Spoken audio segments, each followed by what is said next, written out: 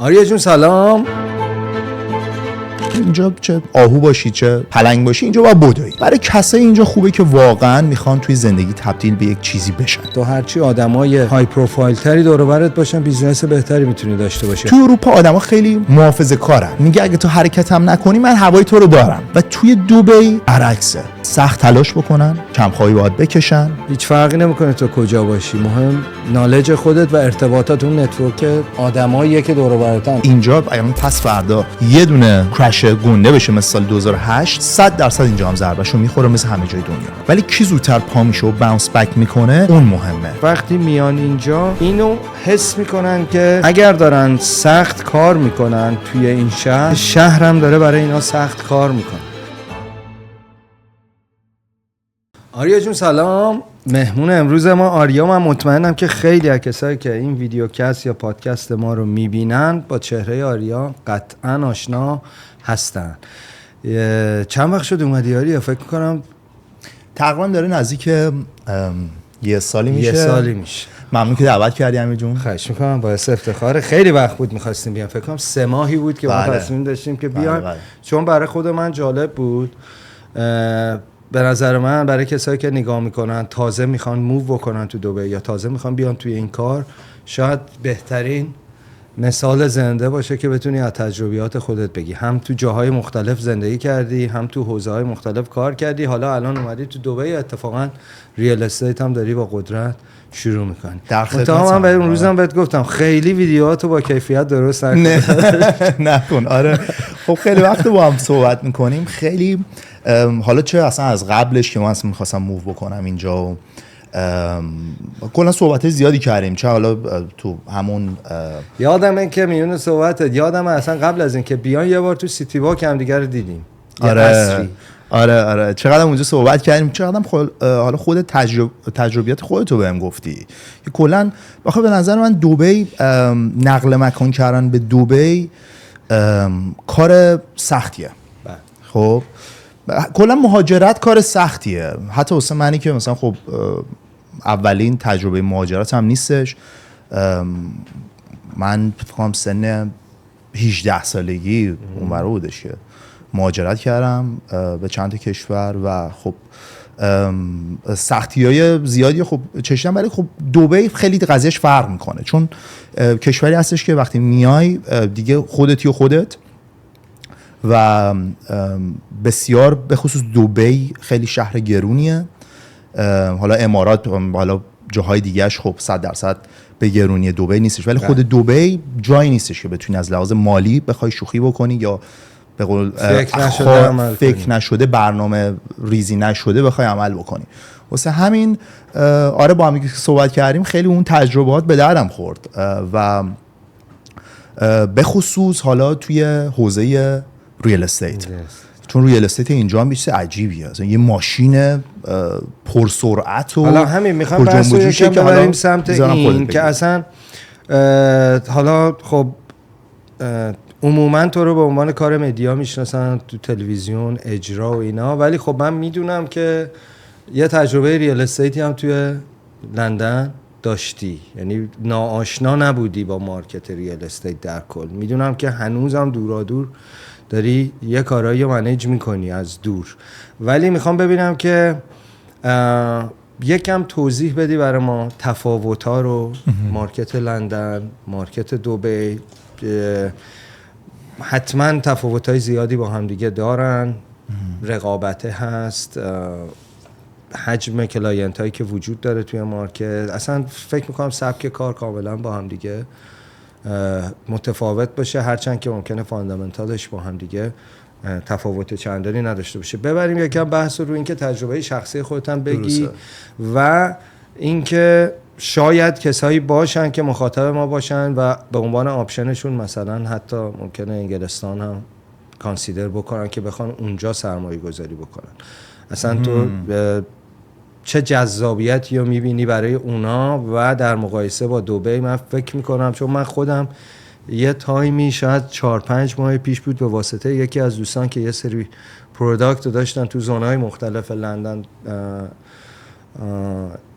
میبردن جلو، یه بروشور خیلی بزرگ آورد و ما یه ساعتی نشستیم با هم. من قیمتاشو مثلا خیلی بالا ندیدم ولی یادت باشه باهات زنگ زدم. آره برات فرستادم و تو اصلا توصیه نکردی و من خودم هم از دید شخصی خودم نگاه کردم دیدم هیچ بنفیتی برای من به عنوان سرمایه‌گذاری نداره، حداقل به عنوان کسی که مثلا پاسپورتش ایرانیه. درسته. بحث اقامته هست، بحث اجازه کار هست و همه اینا. بریم یکم بحثو ببریم به این سمت. خیلی هم بحث رو گسترده انداختی. آره دیگه انداختم وسط که دیگه برو بریم. ببین خب بخش ریل استیت داخل مثلا انگلیس خب یه چیزی که هستش اینه که بسیار کنتر از اینجاه. خب مارکت خب استیبل تری داره، یعنی یکم همچین مثل سهام جلو میره، خیلی کند آروم ولی خب یکم محکمتر و اینا. ولی خب مارکت دبی یکم فرق داره، سرعت رشد سرمایه خیلی بیشتره، اتفاقات بیشتری داره میفته، پر جنب و جوش تره. ولی خب این چند سال گذشته کلا مارکت انگلیس خیلی ضربه بزرگی خورده. یعنی من میدونم کسایی هستن که مثلا خرید ملک کرده بودن مثلا از سال 2017 2016 و الان راضیان که مثلا با همون قیمت بفروشنش، به خصوص کسایی که توی لندن خریداری کردن. حالا دلیلش هم میتونه باشه که خب بعد دوره کووید خیلی به خاطر خب حالا اون افزایش اون کاست آف لیوینگ، خب مثلا اون خرج زندگی خیلی بالاتر رفتش و خیلی شروع کردن، به خصوص اینکه ریموتلی هم شروع کردن آدمو کار کردن، یعنی دور کاری کردن. خیلی اومدن گفتن آقا ما مثلا موو میکنیم میریم سمت شمال، جایی که مثلا خرج زندگی نصف لندنه، چرا مثلا میخوام تو لندن زندگی بکنم؟ خب چون از لحاظ آب و هوایی که انقدر فرق ندارن با هم دیگه، ولی خب لندنه خب به خود تقاضا برای اکومودیشن یکم کم شد. آره ولی خب متروپولیتنه، خب برج منجوشتر شهر، مثلا فرق به فرض مثلا شارجه و دبیه، خب همه میخوان دبی زندگی بکنن ولی خب خرجش بیشتره. ولی خب اونایی که دیدن که نمیتونن از پسش بر بیان خیلی رفتن شمال سرمایه گذاری کردن، اونجا خریدن، همون قدرت خرید توی لندن نداشتن، دورکاری هم دارن میکنن و میتونن یه لایف استایل بهتری داشته باشن اونجا. واسه همین توی لندن خیلی از لحاظ ارزش خونه خیلی راکت موند، حتی به نظرم یکم ارزش رو از دست داد. هم توی گفتم مثلا یکی از دوستای من الان توی آلتگیت توی اونجا مثلا یه منطقه خیلی خوبی هم هستش، اونجا 2 خونه داره و اون روز بهم زنگ زد گفتش که ببین من واقعا اینا مثلا سال 2018 خریدم، خب و گفت من الان حاضرم با همون قیمت بفروشمش و میخوام اونو سرمایه رو بیارم اینجا. اتفاقا ویدیو کریک هدیه رو دیده بود، گفت میخوام چون گفت رفت آمد دارم و فلان و اینا، میخوام بیام توی کریک بخرم.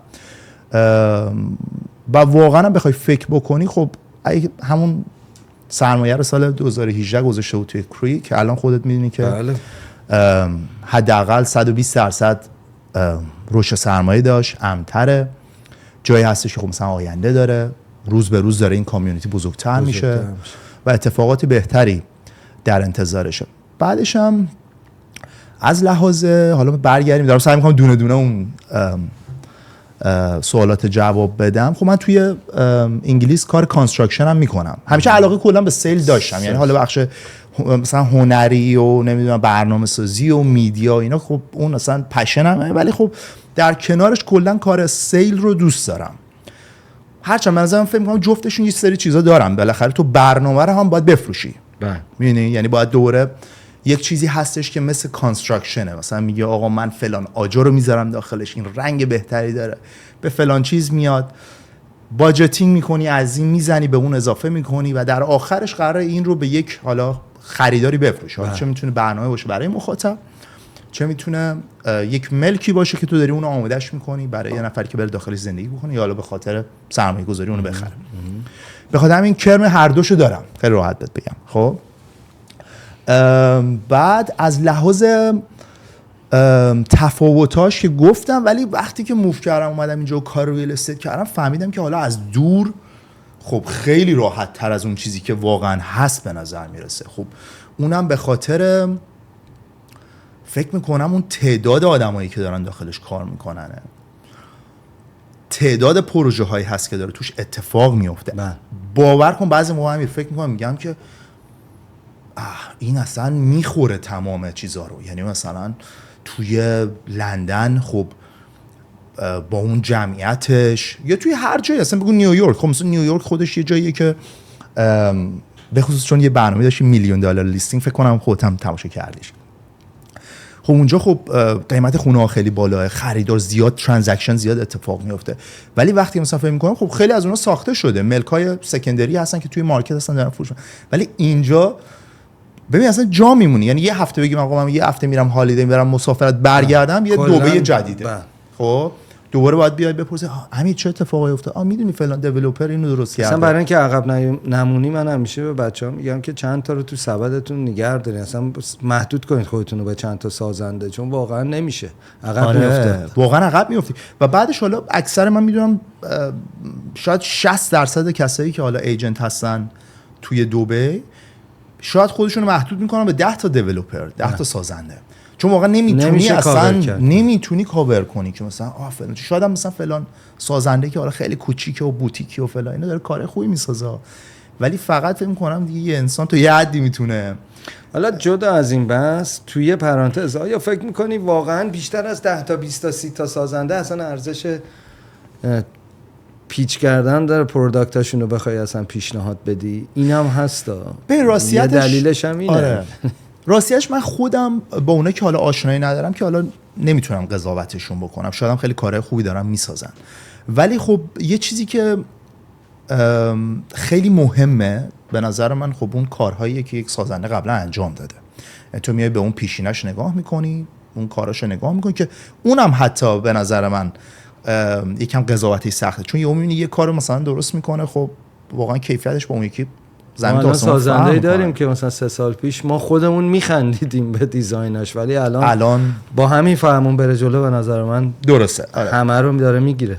ولی خب از اون برم به عنوان یک ایجنت، یعنی به عنوان کسی که میخوای یک مشاوره بدی به اون حالا خریداری که حالا چه اینجا زندگی میکنه، حالا میشناسه، چه سرمایه گذار خارجی که اصلا هیچ ایده ای نداره، تو نمیتونی مثلا بیای الان 600 تا دیولپر رو تمام زیرو بمشو در بیاری، دونه دونه این سازه‌هاشو بری چیز بکنی، پروژه آیندهش کجا هستش و فلان. حالا شاید بتونی منطقه رو در بیاری ولی نمیدونی دقیقاً اون چه عذاب در میاد. واسه همین بهتره که کلا همون 10 تا رو به بهترین نحو بتونی باهاش آشنا باشی که بین اون 10 تا خب بالاخره یک تشابهاتی هم وجود داره که مثلا به فرض مثال اون خریدار گفتش که من اینو میخوام بخرم، ولی میبینی حالا نمیتونی بگی من خبر ندارم. آره، حالا یا میبینی یا مثلا اویلیبل نیست، خب میگی که من فلان پروژه رو هم برات میتونم، این آپشن هم داری، یعنی مثلا بهش 2 تا 3 تا آپشن معرفی بکنی. ولی خب همون دوباره برگردیم به حرف، انقدر سرعت این مارکت بالا هستش و اتفاقاتی که داره توش میفته، پروژه هایی که داره روز به روز معرفی میشه و این کامپتیشن و رقابتی که توش وجود داره، این رو تبدیل به یک عرصه‌ای کرده کلاً برای اون سازنده ها که مجبورن بیان بهترین، به قول حالا انگلیسی ها میگن ای گیمشون رو بیارن. خب چه میبینی حالا توی اون نوآوری ها، اون ابتکارها، توی اون یهو میاد فلان چیزو به قول گفتن از آستینش در میاره، میگه که من این منطقه رو میخوام بسازم یا این کار رو میخوام بکنم یا با فلان برند میخوام کلابریت کنم. خب که دیدیم برندد رزیدنس مثلا یکی یکی همینطوری دارن میان و مارکت رو پر کردن و ولی خب این خوبه، آخرش به نظر من این کامپیتیشن و این رقابت بالا همش هم برای خود مارکت خوبه و هم برای اون خریداری که میاد داخل دبی میخواد سرمایه گذاری کنه. در نهایت تصمیم درستی گرفتی خودت که برمیگردی به 1 سال پیش؟ یعنی راضی از تصمیمی که گرفتی؟ هنوز زوده ولی تا به الانش آره 100% راضی هستم. چون ببین حالا الان داشتیم بحث کاری رو داشتیم الان مثلا آره میخوام ببینم مثلا از این لایف استایل اینجا راضی هستی؟ چه فرق عمده‌ای میبینی توش؟ اصلا توصیه میکنی که مردم بیان موو بکنن اینجا؟ ببین نگاه کن، خب آدم تا آدم فرق داره. خب من نمیخوام بگم که اینجا همش گل و ولول و بستنیم چوبی و همه چی قشنگه و فلان و اینا. میگم آدم با آدمش فرق. اینجا به قول حالا حاکم دبی که خودش هم میگه اینجا چه آهو باشی چه پلنگ باشی اینجا باید بدوی. خب برای کسایی اینجا خوبه که واقعا میخوان توی زندگی تبدیل به یک چیزی بشن، خب میخوان سخت تلاش بکنن، کمخواهی باید بکشن، بدو باید داشته باشن، روز به روز باید با ایده های جدید خودشونو سازگار کنن و اینکه باید ابتکار به خرج بدن، جرأت باید داشته باشن، جربوزه باید داشته باشن برای قدم گذاشتن جلو. به یه چیزی که خب توی اروپا هستش و من حالا توی صحبت‌های قبلی هم همیشه با هم دیگه اینو داشتیم. خب چون من زندگی توی انگلیس رو خب خیلی دوست داشتم، من سن پایین رفتم اونجا، واقعا فرهنگشون رو دوست دارم، بسیار آدمای باحال و خوش انرژی و خوبی هستن. کلا انگلیس من حتی این دیگه اواخر دیگه واقعا آب و هواش هم دوست داشتم و اصلا هیچ چیز بدی از اونجا نمیگم. خب ولی چون اونجا واقعا منو ساخت توی این سالیان سال، من واقعا بهش وفادار هستم. خیلی اتفاقات خوب برای من جلوی پام گذاشت و منم سعی کردم به عنوان یک شهروند خوب توی اونجا زندگی کنم، به جامعه اضافه کنم. حالا خیلی نمیگم چی، سعی کنم یه شهروند خوبی برای جامعه باشم. ولی چیزی که هستش اینه که توی کلا اروپا، حالا فرقش با مثلا آمریکای شمالی اینا هم اینه، خب توی اروپا آدما خیلی محافظه‌کارن و اونم به خاطر خب سیستمش هست. سیستمش چه سیستمیه که میگه اگه تو حرکت هم نکنی من هوای تو رو دارم. حالا نمیگیم خیلی زیاد، ولی خب تو شامل یک بنفیت هایی میشی که میتونی یک زندگی معمولی رو داشته باشی و فکر میکنم مشکلش اونجاست. نمیگم از این که باید اونو قطع کنن، چون بالاخره خب خیلی آدما هستن که به این کمک ها نیاز دارن، ولی ناخواسته این داره یک سیستمی رو به وجود میاره که یکم انسان‌ها رو تنبل بار میاره. یعنی میگه و به نظر من یکم درسته داره سعی میکنه یه برابری به وجود بیاره، ولی در همزمان داره یک نابرابری هم وجود میاره. ببین خب سیستمش اینه که یه نفر میگه آقا من الان دارم 40 ساعت کار میکنم. خب من اینو دیدم اتفاقا توی کوئسچن تایم بود، روبروی صادق خان شهردار الان لندن هستش. خب که گفتش آقا من داستان چیه، من یه زنی هستم که دارم توی حالا چیز به عنوان پلیس آفیسر داشت کار میکنم، اون از 40 ساعت دارم کار میکنم، انقدر دارم تکس میدم، اگر من اضافه کاری نکنم اون چند ساعت در هفته رو من دارم اندازه یک نفری که روی بنفیت هستم، روی اون کمک های سوسیالی میگن بهش، خب اون کمک هایی که دولت بهت میده، خب من دارم همزمان اون درآمد دارم. چرا من باید برم اصلا کار نکنم؟ پس چرا من برم 40 ساعت کار کنم؟ خب چون اونی هم که چیزه نه حالا بگیم از دیسیبیلیتی داره یا مثلا چیزاش میگه آقا من کار پیدا نکردم، چرا من باید برم 40 ساعت در هفته کار بکنم؟ سینگل مادرم بود، خب بچه‌شو نبینه، بعد یه شغلی که بسیار بسیار خطرناکه، به خصوص توی وضعیت حال انگلیس، به خصوص لندن که خب خیلی نایف کرایم و حالا جرمای اونطوری خیلی افزایش پیدا کرده. میگم چرا باید بیام جونم به خطر بندازم همچین کاری بکنم و همزمان اندازه اون کسی اصلا کار نکرده توی خونه بوده، من تمام حالا داره از تمام بنفیت های دولت داره استفاده میکنه، چرا باید اندازه اون چه؟ و متاسفانه یک فضایی رو به وجود آورده که خیلی از آدم ها رفتن توی کامفورت زون. یعنی میگه آقا من الان اگه پسوری و کار نداشته باشم، خب یا زحمت نکشم، با ایده جدیدی خودم رو نتونم ارتقا بدم و یک زندگی بهتری برای خودم و خانواده‌ام درست کنم، یه چیزی به جامعه اضافه بکنم، اوکیه. نهایتش میشینم روبروی تلویزیون یه کمکی هم از دولت میاد و زندگیمو میکنم. من اینو خیلی باهاش مخالفم، چون به نظر من انسان یه موجودیه که اداپت میکنه خودشو با شرایط. خب و چرا مثلا توی آمریکا، به خصوص حالا آمریکای حالا دوره مثلا 80s و 90s و اینا که مثلا آمریکا واقعا یه کشور هم مثلا امریکن دریم یه چیزی بودش که همه از بچگی میگن بریم آمریکا مثلا فلان، چون واسه اینه که اونجا ایده های جدید، ابتکار، نوآوری به قول انگلیسی میگن اپریشیت میشه، ازش تعریف و تمجید میشه. خب قدردانی میکنن، قدرشو میدونن. خب و اون باعث میشه که آدم ها سعی کنن همیشه، ببین امیر اینطوری هن، خب مثلا دارم میگم میری توی چیز، میری با آدم صحبت میکنی، یه مهمونی، الان من یه دونه حالا مهمونی رو انداختم اومدم و اینا، نیومده داخل میاد صحبت میکنیم، میگه مثلا میگم رفیقم فلانی، رفیقم امیر، خب یهو شروع میکنه صحبت میکنه، آ چیکار میکنین؟ مثلا من تو کار به فرض مثلا ملک هستم، من چند تا ملک دارم. سریعا شما شروع میکنید کانکت میشید به هم دیگه واسه انجام یک بیزینسی. خب در صورتی که این اتفاق توی اروپا خیلی کمتر میفته. حالا حداقل الان یه نفر میاد میگه نه من دیدم خیلی اینطوری شده، اینا من دارم تجربه خودم میگم.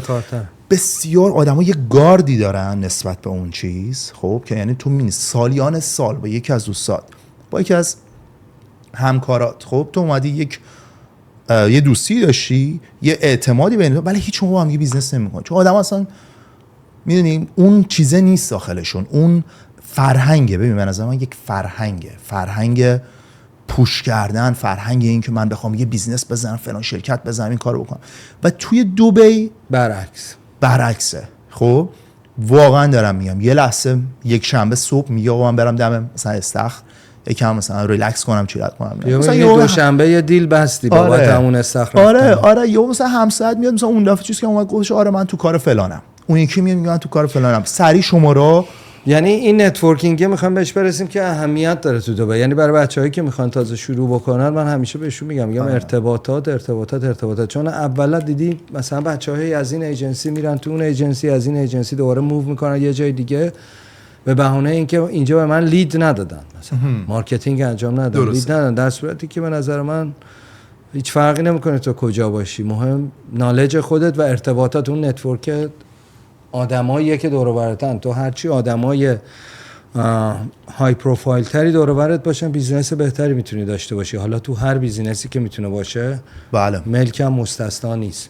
بله کاملا درسته. خب ببین کانکشن به خصوص اینجا حرف اولو میزنه و همه جای دنیاست راستیتش. خب ولی خب دوباره ما برمیگردیم به اون چیزه. من فکر می‌کنم تو اروپا خیلی کمتر هستش تا اینجا. اصلا خب یه چیز جالب، من میخوام نظر تو رو هم بپرسم. تو مثلا یه آدمی رو میبینی که سالها ممکنه تو سوشال مدیا دیده باشیش، یه سلبریتی بزرگ، احساس میکنم آدما وقتی میان تو دبی اون حباب دورشون میشکنه یا اون یخه آب شده دیگه آردی.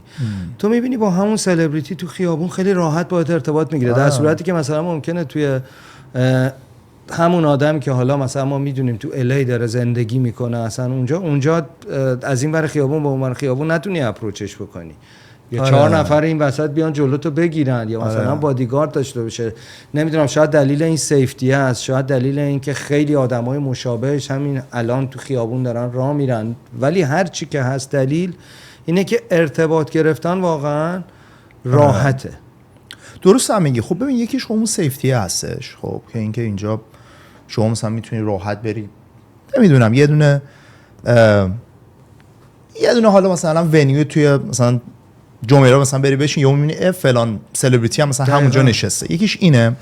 دو اینه که خب آدم‌های های پروفایل اینجا خیلی زیادن و هی داره زیادتر هم میشه، و شهره خب اون سایز شهر نسبت به این همه آدم های پروفایل خب خیلی مثلا شاید حالا نمیدونم یه خواننده خیلی معروف و توی مثلا لندن، خب توی اون مثلا حالا انگلستان بگی یا مثلا توی الی که انقدر بزرگه نبینی همه جا، شاید باید بری حتما یک ایونت خاصی، یک نمیدونم ونیو خاصی. ولی اینجا مثلا میبینی که رفتی رستوران، میبینی حالا حاکم شهر رو داری میبینی که مثلا یه میاد توی یه پاساژ مثلا راه میره. و اینه که خب هم آدم‌های های پروفایل من فکر می‌کنم تعدادشون خیلی بالاتر هستش، و بعد از اون طرف آدم‌ها اون گارده رو کمتر دارن اینجا. ببین امیر خیلی مهمه، آدم‌ها خیلی راحت میرن توی مثلا نشست‌های مختلف با هم دیگه صحبت میکنن، با هم دیگه کلابریت میکنن. یهو مثلا برند مثلا فرانک مولر اومده با فلان سازنده اومده توی فلان جا زده، نمیدونم. این آدما خیلی راحت تر دارن اینجا پل میسازن و فکر میکنم همین هم هستش که یکی از کلیدهای موفقیت اینجا هستش. آدما با هم دیگه همکاری میکنن. خب در صورتی که اکثر این اتفاقات توی حالا یک زمانی هم که توی مثلا شهرهای بزرگ میافتاد، یواش تبدیل به لوسوت شد، تبدیل به جدایی شد، این زیرا به اونو زد، اون فلان کار کرد، اونو برد کورت. در صورتی اینجا خیلی آدما دارن چیزا، چون خب اولا پول سازه، برای همشون داره بنفیت میاره، همشون دارن از اون اکسپوژر و اون باستاب اون معروفیت اون چیز، از اون اینکه خودشون رو تبدیل به یک برند میکنن، همه دارن بنفیت میگیرن، همه دارن استفاده میکنن. بله. و بعدش هم یکی از دلایلش اینه که امیر خیلی از این سرمایه‌گذارا دارن موو میکنن میان اینجا. فکر میکنی چرا؟ خب این خیلی دلایل متفاوت داره. مثلا فکر میکنم از لحاظ جغرافیایی فرق میکنن با هم دیگه، ولی خب کلا از سال 2022 دیگه مثلا بعد اینکه یواش یواش آدمو برگشتن به زندگی بعد از دوره کووید، خیلی از کشورها دچار فروپاشی اقتصادی شدن. حالا فروپاشی که میگم یعنی بیشتر این که حالا اولش یواش اینفلیشن اومد، تورم و فلان و اینا، ولی بعضی از کشورها دارن ضربه سنگینی میخورن. انگلیس داره ضربه سنگینی میخوره، کانادا داره. اون قطاری که از ریل خارج شده بود یا استاپ شده بود، لوکوموتیو راه نمیفته یا رو ریل بر نمیگرده و سخت شد. شاید سال طول بکشه، ولی دبی اولین جایی بود که همه چی به حالت نرمال برگشت. آره فکر می‌کنم زودتر داره.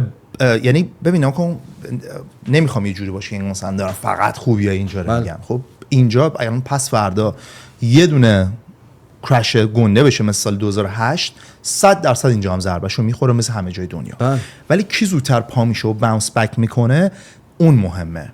خب ببین اصلا اینی که بگیم نه مثلا اینجا چیزی، بعضیا میپرسن آخه تو خودت توی کار هستی، مثلا طرف میخواد سرمایه‌شو بیاره اینجا، میگه که اگه مثلا سال 2008 شد یا مثلا فلان شد، مثلا بعضیا دیدم میگن سریعا میگن که نه اینجا اتفاق نمیافته. خب اشتباه که میافته دیگه، اینجا هم اتفاق میافته. خب ولی چیه اینی که چی میگه؟ فکت میگه، فیگورا میگه، تمام اعداد ارقام میگه. نگاه بکنی زودتر از همه جای دنیا این قیمت خونه دوباره برگشت. خب آدما زودتر برگشتن. چرا؟ چون اولا خوب داره سرمایه وارد اینجا میشه. خود انگلیس الان دقیقا نمیدونم رقم اصلیش چیه، ولی مثلا میبینم که تقریبا ماهی 10 تا میلیونر فقط داره ازش خارج میشه. حالا امیدوارم درست گفته باشم این رقم رو، ولی خیلی آدمو دارن چیز میشن. همین مثلا برند جیم شارک مثلا پسر چقدر میگون از 40 میلیون من فقط تکس دادم اونجا خارج شد. همین چند وقت پیش یکی از این بیلیونرهای هندی که حالا سرمایه‌گذار خیلی بزرگی هم هستش، اون اونجا خارج شد به خاطر حالا این قانون‌های مالیاتی. کانادا ضربه اصلی رو داره میخوره. به من سال 2000 فکر میکنم 22 بود رفتم تورنتو. ببین انقدر اوضاع خوب بود خب که یعنی اصلا آدم نگاه میکنه. من خودم قدیم خیلی دوست داشتم موو کنم برم الی. خب کلا الی و تورنتو اینا رو خیلی دوست داشتم، ولی رفتیم تورنتو خیلی هم خوب بود، اوضاع اقتصادی خوب بود، همه ردیف بودن، آدما خوشحال، همه دارن پولشون در میارن، دارن خوب زندگی میکنن، لایف استایل خوب و اینا. ولی بعدش یواش مثلا که صحبت میکنم با حالا دوستا و آشنا، میبینم که اصلا اوضاع خیلی خرابه. جرمایی که اتفاق نمیافتاده الان داره اتفاق میفته. چرا؟ به خاطر شرایط بد اقتصادی. چرا؟ خب مثلا تو خود انگلیس، من قدیم دارم میگم انگلیس من زندگی میکنم، واقعا انگلیس رو من یه کشور خیلی خوب میدم. حالا یه سری الان میاد میگه آقا من نمیدونم اونجا دپرس شدم، دوباره فرق میکنه، آدم تا آدم خیلی فرق میکنه. ولی من خودم انگلیس زندگی کردم، آدمای خوبی ان، دزدی نمیشد اونطوری. همین آخرش که بودیم مثلا موبایل هدیه رو توی مثلا آکسفورد سرکس زدن، اصلا ما نفهمیدیم. خب و مثلا یه جا بودش که مثلا من رفتم توی مثلا این سوپرمارکت های محلی، اونجا دیگه من گفتم آجی اینجا واقعا یکم داره اوضاع خراب میشه دیگه، این اوضاع خیته واقعا همینه. رفتم اونجا دیدم روی عسل مثلا قدیما روی خب یه چیز خیلی قیمتی مثلا گرون مثلا حالا الکل که مثلا میخری اونجا مثلا روی مثلا باتل مثلا شیشه ویسکی مثلا این چیزای که واسه دزدی وقت مثلا خارج میشه همونا زده بودن.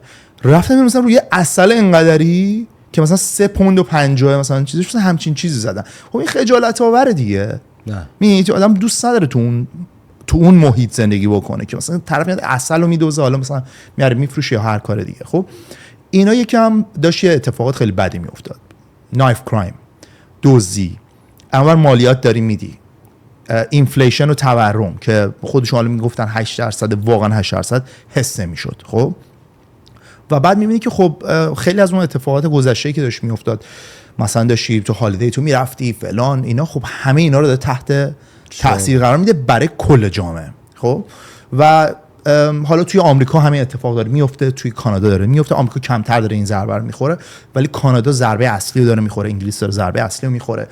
جنگ اوکراین و روسیه شد، به طرز عجیبی افزایش قیمت داشتیم توی برق و گاز. خب و این خودت میبینید مثل یه جوری مثل بنزین همه دارن هزینه های ماهانه یک کارمنده و بعدش اون رفته تأثیر میذاره روی رنت، روی اجاره، روی تمام چیزهای دیگه. و خب بعد میبینید دیگه یک نفر نزدیک 30% 40% از اون حالا درآمدی که داشته رو داره الان اضافه میده بابت یه چیزی که چیز خاصی هم دریافت نمیکنه، یعنی نه سرویسی داره دریافت میکنه بابت اون، یعنی همون برق و گاز قبلا هم میگرفته، الان فقط داره با افزایش قیمت اون رو میگیره. درآمدها اضافه نشده اونقدر و بعدش دارن اتفاقات دیگه هم داره میفته توی به خصوص حال اروپا که داره اینو یکم سخت‌تر هم میکنه.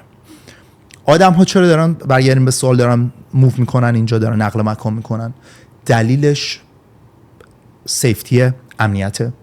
الان داره این یکی از به نظر دلایل مهمه. آره قبلا شاید مالیاته بود، الان سیفتی هم اومده بود. قدیم توی اروپا حس نمیشد، توی کانادا این چیزی نبودش که بگی من به خاطر امنیت دارم زندگی خانواده‌مو دارم موو میکنم میرم یه شهر دیگه، یه کشور دیگه.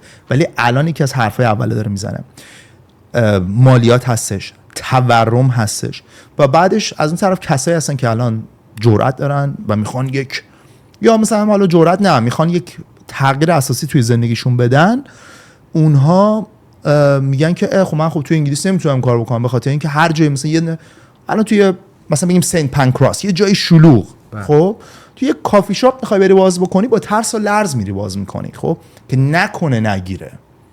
در صورتی که من واقعا دارم توی همین چند وقتی که دارم توی دبی زندگی میکنم حس میکنم برای هر کسی از هر طبقه اجتماعی یک جایی هستش که تو بتونی بری کافی بخوری، بتونی بری غذا بخوری. خب و فکر میکنم خیلی سخت باشه که اون بیزینس نگیره، میدونی، چون اون رونق اقتصادی که روزهای سالیان گذشته توی مثلا اروپا بوده اینا که الان وجود نداره، به نظر من اینجا داره با خیلی حتی شدت بیشتر. و من فکر میکنم که دولت هم خیلی تاثیرگذاره. دولت خیلی خودشو آپگرید میکنه، خیلی بروز میکنه، خیلی شفافه، خیلی پاسخگوه و قوانین رو مدام در حال راحت کردنه. یعنی از همین بحث اقامت بگیر، بحث مالیات بگیر، همینطوری مدام میبینی که همه تصمیمات در جهت اینه که شرایط رو به گونه‌ای ترتیب بدن که مردم بیان از همه جای دنیا به این سمت. و حالا یه اتفاق جالبی هم که افتاد، ما چند روز گذشته یه بارندگی شدید داشتیم، همه از ترس من فکر میکنم نبودی اون سیلی که ما داشتیم. نه من از اونجا دنبال میکردم. آره نبودی، ولی به وضوح میشد. حالا خب بارون اون سری خیلی شدیدتر بود، ولی میزان آمادگی که این سری بود 1.5 سال گذشته، اینو تو کاملا میدیدی که آقا فکر شده رو نقطه ضعف، فکر شده و الان آمادن که بخوان اگر همون اتفاق بخواد تکرار بشه، چون به هر حال فارغ از بحث سیستم فاضلاب و اینا که داره روش کار میشه، فکر میکنم 100 بیلیون، بله 100 بیلیون یعنی 100 میلیارد دلار، اگه درست بگم، حالا دلار یا درهم نمیدونم، خب ولی اون درهم فکر میکنم درهم هستش. قرار اونو خرج سیستم فاضلابی بکنن. یعنی بلافاصله بعد از اون اتفاقی که افتاد این شروع شد. یعنی تو محله‌های مختلف میبینی که دارن سیستم فاضلاب رو راه میندازن. ولی دیروز من داشتم از یه دونه از جاهایی که خیلی واقعا همیشه آب جمع میشه استخری بود که آره یه گودی، خب واقعا هم عوارض زمینه، کاریش نمیشه کرد، روبروی مدرسه ایرانیان. حالا بخوایم آدرسم بدیم.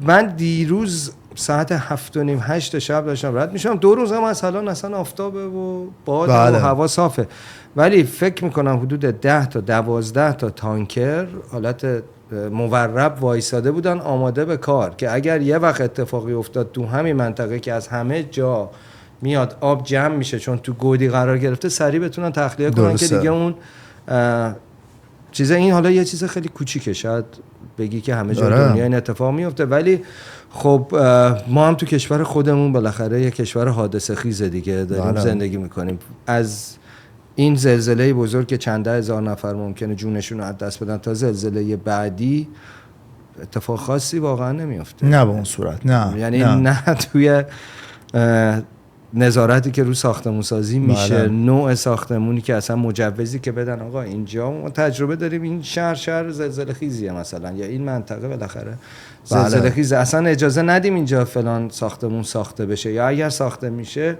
سازه باید یه شرایط ویژه‌ای داشته باشه، یا بحث امداد رسانیشه، آمادگیشه. هیچ کدوم اینا میبینیم تو کشوری مثل کشور ما اتفاق واقعا نمیفته. ولی اینجا آدم حس میکنه.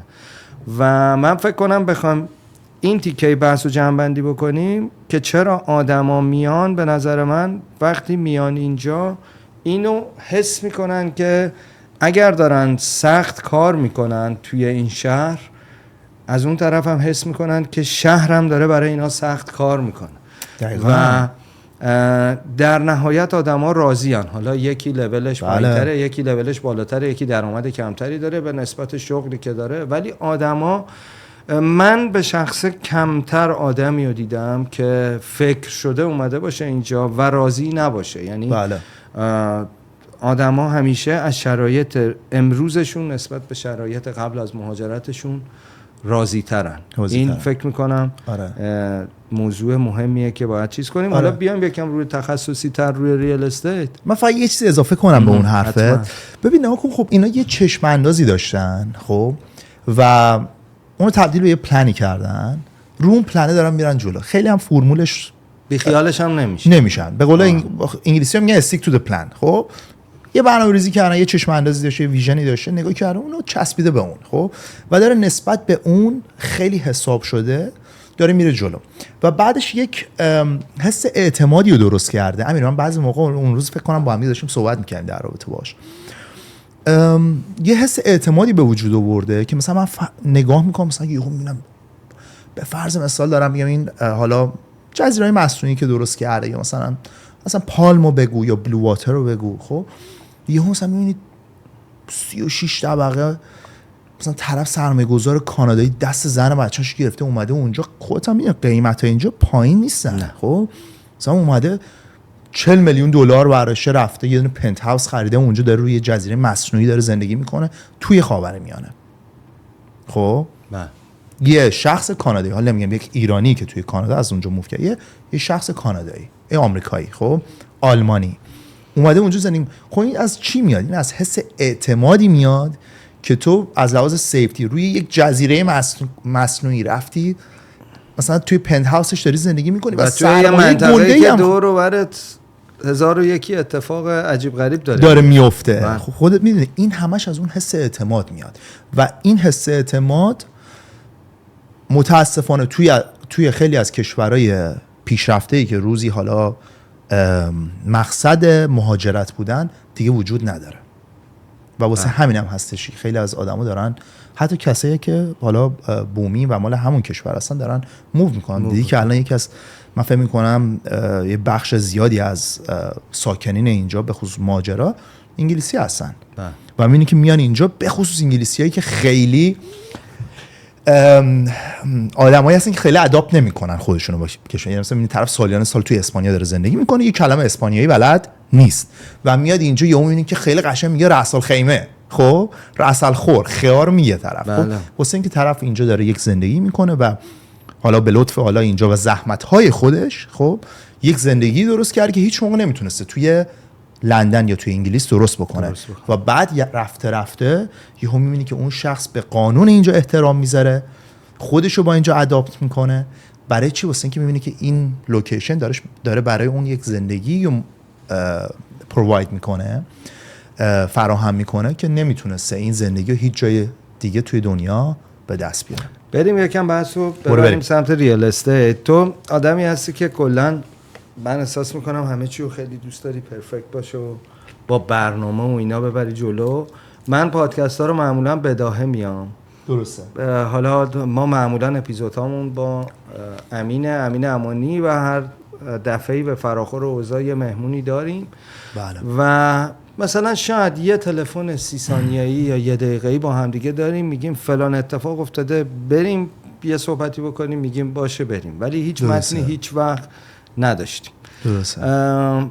میخوام تجربه خودتو بگم با توجه به این روحیاتی که تو داری و اومدی توی ریال استیت، چقدر طول کشید که اون بحث مارکت نالج، شهر رو بشناسی، مارکت رو بشناسی، پروداکت رو بشناسی؟ آیا الان خودت فکر میکنی که اصلا شناختی؟ من یادمه 3-4 ماه پیش بهت میگفتم بیا آریا بشینیم بیا با هم صحبت بکنیم، یه پادکست صحبت بکنیم تجربه. تو به من هی میگفتی که بذار من آماده نیستم، بذار هنوز دارم یاد میگیرم. خب این خیلی مهمه که تو رفتی و ریسرچ کردی و یاد گرفتی و من میدونم اطلاعات خوبی هم الان داری و یکم از این تجربه ها بگو. کدوم سگمنت مارکت رو انتخاب کردی؟ من ویدیوهاتو که میبینم که یکم هم بازار خرابکن شده دیگه، ویدیوهای ما به چشم نمیاد. درسته.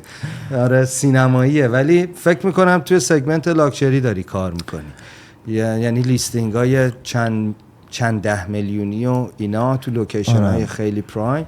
اگه دوست داشتی یکم راجع به اینا توضیح بده حتما، که کسایی که براشون جذاب بود بتونن اپروچ بکنن و تجربه خودتو از این فرایندی که تونستی یاد بگیری. من همیشه میگم آقا دبی رو باید یاد گرفت. حالا تو هر بیزینسی که میخوای باشی باید اون حوزه رو یاد بگیری که بتونی شروع بکنی. یعنی از نظر من روند طبیعیش اینه، ولی اینقدر زیاد شدن همکارای ما، مخصوصا هم وطنای ما، بله.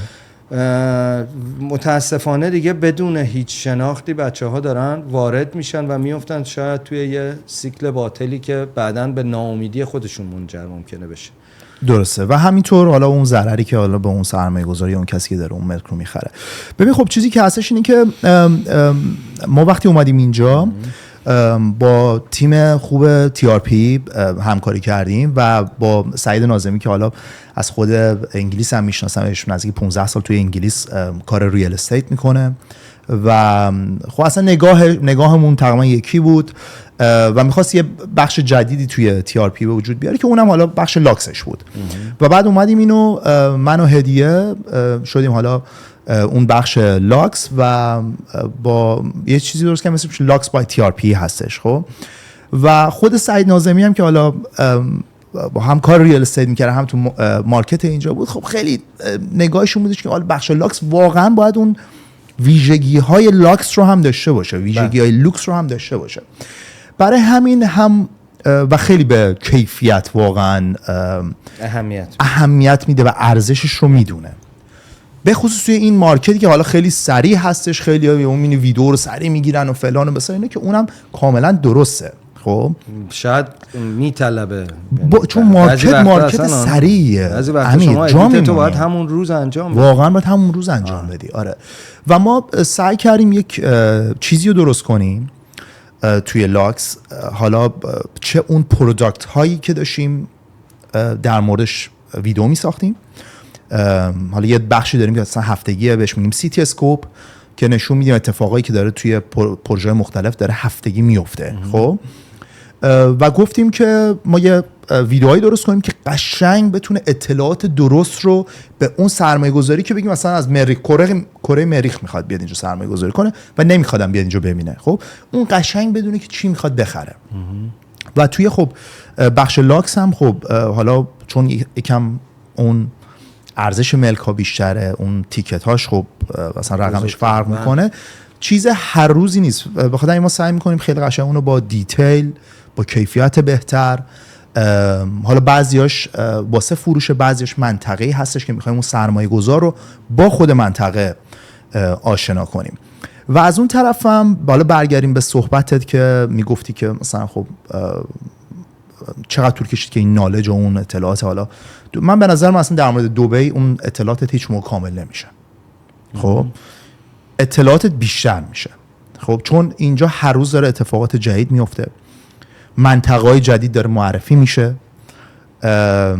بعضی از این منطقه‌ها ترندی هستن، یعنی مثلا یه جو باب میشه، چند وقت یهو رفته آدم‌ها به یک سمت و سوی دیگه میرن، یهو یه لندمارک جدید میتونه تمام معادلات رو به هم بزنه. به خاطر این فکر می‌کنم که اون اطلاعاتت هیچ موقع کامل نمیشه، بیشتر میشه. و به نظر من کسایی که حالا توی بخش ریال استیت فعال هستن، مشاورین املاک، اون ایجنت هایی که می‌بینیم، اکثرشون خیلی واقعا دارن زحمت میکشن. همشون زحمت واقعا دارن میگم. یعنی من دیدم کسایی که ماها با یه نفر صحبت میکنه، با یه لید صحبت میکنه، یهو آخرش نمیشه. و این واقعا برای یه کسی که انقدر زحمت کشیده واسش واقعا ناراحت کننده است. یکم آدم ناامید میشه، به خصوص توی دبی که خب همه چی گرونه، فلان، کامپتیشن هست، آدمای دیگر میبینی که دارن این اتفاقات براشون داره رقم زده میشه و یهو میبینی طرف دیلشو بس، اونی که نبس، اونی که نبسه خیلی ناراحت میشه، ولی دوباره میبینی که پا میشه و دوباره با یه نفر دیگه صحبت میکنه، ادامه میده.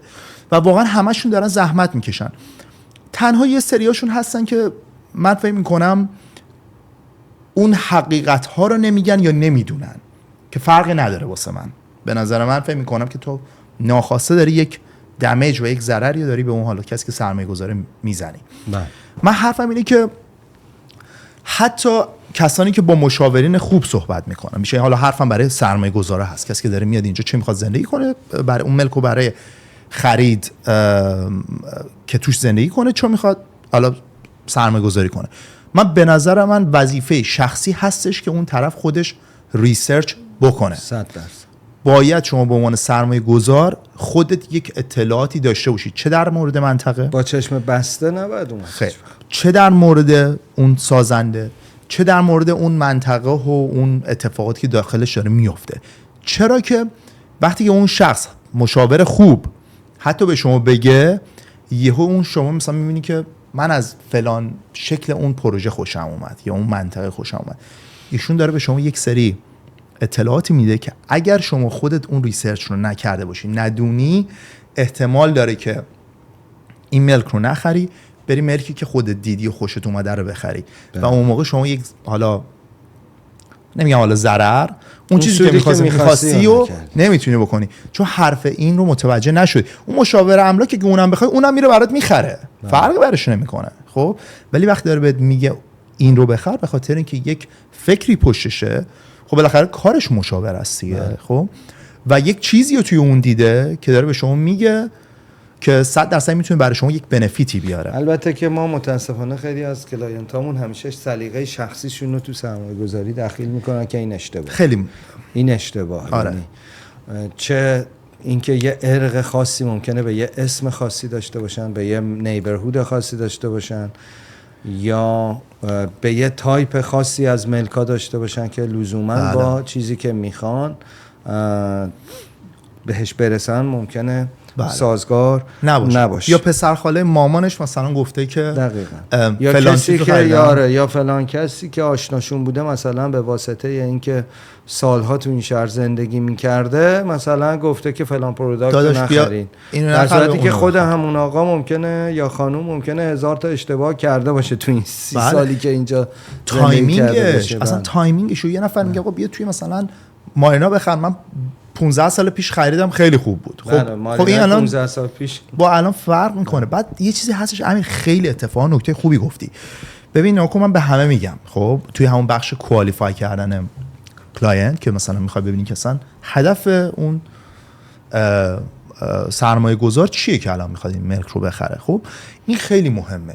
طرف باید بدونه با خودش چند من آیا میخوام توی اون ملک زندگی کنم یا میخوام اونو بگیرم به عنوان سرمایه گذاری که اونو اجاره بدم یا فلان کنم. خیلی با ایرانی‌ها سرکار نداری. ایرانی همیشه میگن جفتش. آفرین. این حالا دقیقاً همون چیز میگه که آره من میخوام هر موقع خواستم زندگی کنم، بعدش مثلا نخواستم اجاره بدم. میگم این دوتا با هم دیگه فرق میکنه. شما وقتی ملک رو میخوای برای زندگی شخصی انتخاب کنی، توی اون بیشتر احساسات، اموشنه. خب یا میگه آقا من مثلا رنگ مثلا بژ ساختمون رو دوست ندارم، خب یا فلان. ولی وقتی شما میخوای به عنوان سرمایه گذاری نگاه بکنی، اون موقع دیگه چیه؟ نامبره، اعداد و ارقامه. خب چقدر بروش سرمایه داشته، آیا این منطقه کجای این تایملاین هستش، توی آیا خط فکری اون توسعه آینده هستش یا نه، چه اتفاقات قراره اینجا بیفته، تقاضاش چقدر، دیمندش چجوریه، الان کجای کاره، هر اسکوئر فوتش فوت مربعش چقدره، میدونی آینده چقدر، فرودگاه کجا قراره بره. اینا همه اینا دخیله که اون میشه کار مشاوره. بله. از شما میپرسه. ولی ممکنه شما اصلا برای زندگی اون منطقه رو الان دوست نداشته باشی. دقیقاً. ولی وقتی که شما میگه جفتش، شما دیگه اون مشاوره رو توی یه خودت گیج کردی. آره، هم خودت گیج کردی و هم به اون هدف نهایی نمیرسی. و بعد از اون خیلی چیز مهمیه که شما بودجت رو بدونی. سرمایه‌گذار ایرانی، ازتون خواهش میکنم وقتی که ازتون میپرسم آقا بودجت چقدره، نگو بازه، نگو فلانه. حالا شما به من بگو چقدره، مثلا من بهت میگم چقدر. چون به خصوص این حرفم اتفاقا با سرمایه‌گذارای ایرانیه. چرا؟ چون شمایی که میخوای از ایران تومن برداری بیاری، ریال برداری بیاری اینجا، با این اتفاقی که هر روز داره این افزایش، اون طرف بتونه به شما یک چیزی رو بگه که پس فردا برای شما مشکل به وجود نیاره. چون شما دارید مثلا یک ملک آفلند میخری که در حال ساخته، الانش وقتی به شما میگم برای اون کسی که حالا از داره نمیدونم از کانادا میاد، از آلمان داره میاد، هر ارزی به جز تومان رو میخواد تبدیل بکنه، اون براش همون یورویی خواهد بودش که سال دیگه داره. 2029 داره، 30 داره میده. خب ولی برای شما که داری تومن میدی، باید با چشم باز، با مشاوره درست. خب اکثر کسایی که الان دارن مشاوره میدن بسیار آدمای خوبی هستن، سعی میکنن کمک کنن. اونایی هم که این حالا درست سعی کنن اون کسی که داره این مشاوره رو میده رو درست انتخاب بکنن، ولی اکثرا دارن سعی میکنن که بهتون مشاوره درست بدن. ولی سعی کنید با اونا صادق باشید، با اونا همون اول استریت باشید، جلو حرفتون رو بزنید، بگید که من چقدر چیز دارم، هدف من چیه، که اون شخص بتونه بهترین مشاوره رو بهت بده. دقیقاً. چون میتونه متاسفانه یک چیز خوب تبدیل به یک چیز اشتباه بشه. و من واقعا اینم قبول ندارم. اینم بهت بگم امیر، خیلی از این بعضی از اینا هستن که مثلا حالت بلاگین میان فقط تعریف میکنن، بابا اینجا اینطوری نیست، هر کی خریده فلان شد. نه اینطوری نیست. نه. خیلی از ملک‌ها میتونه اون سرمایه‌گذاری موفقی نباشه. بله. چون من همیشه میگم اون خروج از سرمایه‌گذاری خیلی مهمه. اصلا بعضی چیزی که اصلا خیلیشون فکر نمی‌کنن. اصلا بهش فکر نمی‌کنن.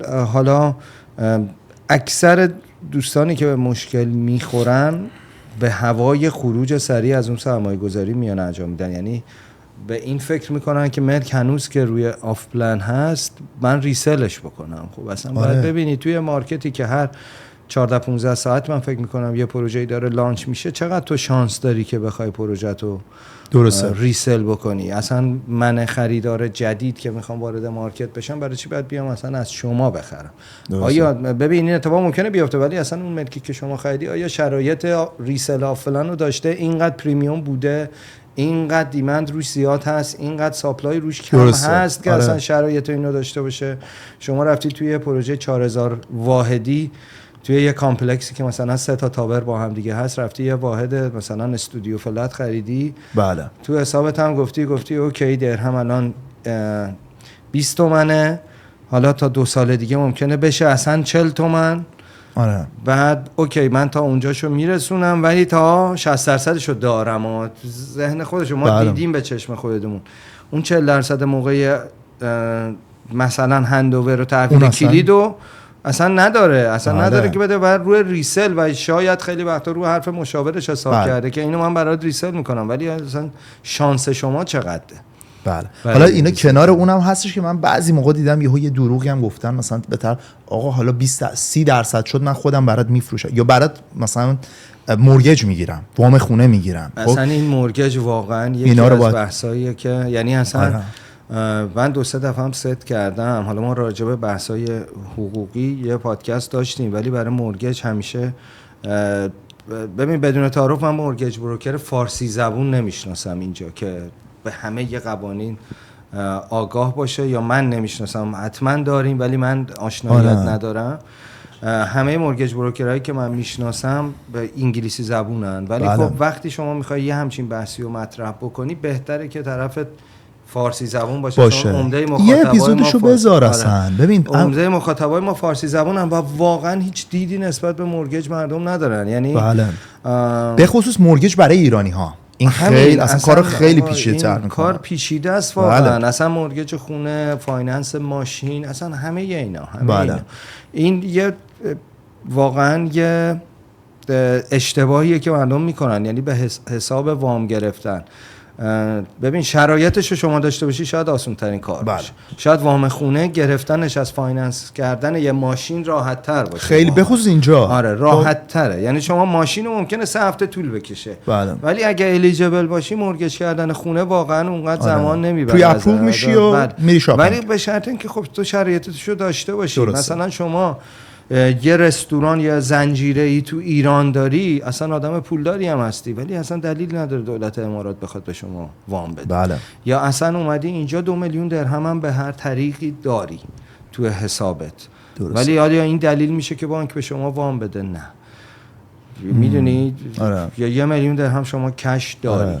بحث اصلا خیلی گسترده که به نظر من آدما باید در مورد این ریسرچ خودشون رو داشته باشن. دوره میگم و دوباره از چند نفر بپرسن. خب این خیلی مهمه که اون موقع درگیر یک راهنمایی اشتباه نشن که بعد جلوتر چه. ولی من نگرانیم اینه که داره مارکت اصلا بحثم با ایران مارکت ایران نیست. حتی حالا من به واسطه کارم با همه نشنالیتی ها کار میکنم. یه مقداری داره به سمت بلاگری میره، یعنی دیگه از حالت متاسفانه کانسالتنتی داره خارج میشه، داره به سمت بلاگری میره، داره زرتر میشه و متاسفانه هرچی کانتنت شما زرتره ظاهرا مثل اینکه موفق تره. بله مثلا ما همین الان امید ما مثلا توی تی آر پی اصلا کانتنت زر اصلا ممنوعه. خب ولی خب 100% با کسی که میاد یه چیز میکنه ویو قابل مقایسه میخوای مثلا این ویو رو داشته مثلا حالت هندونه فروشی میرن اون چیزو اون ویدیو رو خب 100% خب میاد یهو اصلا من ویو بیشتری میخوره. از بحث شوخی که داشتی من اون ویدیوی آخری که برای اون پروداکت خاص گرفتی خب واقعا اون ویدیو خوبیه، به لحاظ تکنیکی ویدیو خوبیه، اطلاعاتی که توش هم همه فکچواله و همه درسته. ولی من دلیل اصلی که بهت گفتم به خاطر همین قضیه است، چون شما هرچی کانتنت چیک‌تر باشه ظاهرا مثل اینکه آدینس ایرانی کمتر میبیننش. متاسفانه آره دیگه. یکی اونه، یکی هم اینه که خب وقتی بهشون اعداد ارقام میگی یکم براشون بورینگه، یکم کسل کننده است. خب در صورتی که اروپایی و آمریکایی خودش دنبال عدد فقط فکت میخواد، یعنی اصلا گوشش انگار بسته است. موقعی که شما داری سیل سپیچ میری راجع به کامیونیتی صحبت میکنی، راجع به بک‌گراند سازنده صحبت میکنی، راجع به آینده صحبت میکنی، انگار این گوشه بسته است.